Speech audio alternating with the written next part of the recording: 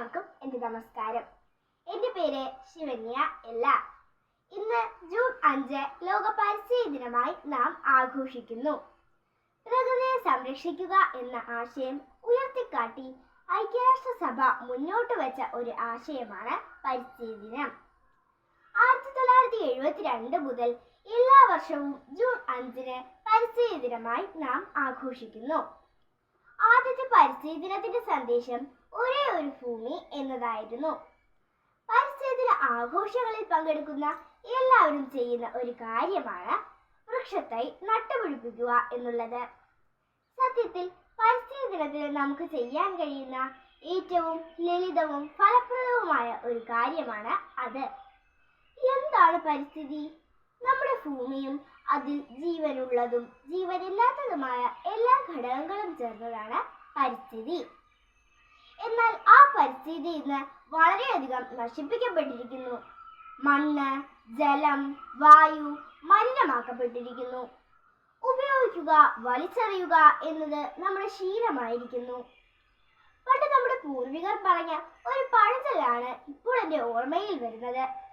അവസാനത്തെ നദിയും മലിനമായി കഴിയുമ്പോൾ, അവസാനത്തെ മരവും നാം മുറിച്ചു കഴിയുമ്പോൾ, അവസാനത്തെ മത്സ്യവും നമുക്ക് നഷ്ടപ്പെട്ടു കഴിയുമ്പോൾ നാം തിരിച്ചറിയും നോട്ടുകെട്ടുകൾ നമുക്ക് ഭക്ഷിക്കാനാകില്ലെന്ന്. ഈ ആധുനിക കാലഘട്ടത്തിൽ നമ്മുടെ താൽക്കാലിക സുഖത്തിനു വേണ്ടി തോടും പുഴയും വയലും നദികളുമെല്ലാം നാം നികത്തുന്നു. അതെല്ലാം നാം നശിപ്പിച്ചു കളയുന്നു. നാം ശ്വസിക്കുന്ന ശ്വാസം പോലും പ്രകൃതിയുടെ ദാനമാണ് എന്നത് നാം മറന്നു പോകുന്നു.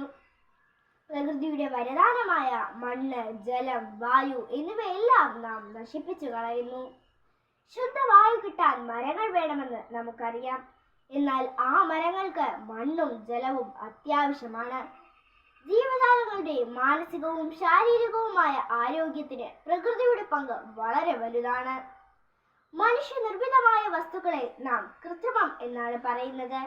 ആയതിനാൽ മനുഷ്യനിർമ്മിതമല്ലാത്ത വസ്തുക്കളെല്ലാം ചേരുന്നതാണ് പ്രകൃതി. ഈ പറയുന്ന പ്രകൃതിയെ നാം സ്നേഹിക്കുമ്പോഴാണ് പരിസ്ഥിതി സംരക്ഷണം എന്ന വിഷയത്തിന് ജീവൻ വെക്കുന്നത്. പരിസ്ഥിതി സംരക്ഷകരാകണമെങ്കിൽ പ്രകൃതിയോട് ആത്മബന്ധമുണ്ടാകണം. ഇവിടെയാണ് നമ്മുടെ രാഷ്ട്രപിതാവ് മഹാത്മാഗാന്ധിയുടെ വാക്കുകൾ പ്രസക്തമാകുന്നത്. സ്വയം പര്യാപ്തതയെക്കുറിച്ച് പറയുമ്പോൾ അദ്ദേഹം ഒരിക്കൽ ഇങ്ങനെ പറയുകയുണ്ടായി: നിനക്ക് വേണ്ടതെല്ലാം നിന്നിലും നിന്റെ ചുറ്റിനും ഈശ്വരൻ തന്നിട്ടുണ്ട്.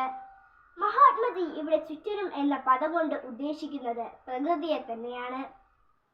എന്നാൽ ആ പ്രകൃതി ഇന്ന് വളരെയധികം ചൂഷണം ചെയ്യപ്പെട്ടുകൊണ്ടിരിക്കുന്നു.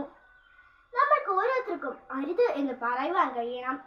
നമ്മുടെ പുഴകളെ നശിപ്പിക്കരുത്, വയലുകൾ നികത്തരുത്, നമ്മുടെ കുന്നുകൾ ഇടിച്ചു നിരപ്പാക്കരുത്, വനം നശിപ്പിക്കരുത്, അങ്ങനെ പരിസ്ഥിതി നശിപ്പിക്കുന്ന എല്ലാത്തിനോടും ചെയ്യരുതേ എന്ന് ശബ്ദമുയർത്താൻ നമുക്കാവണം.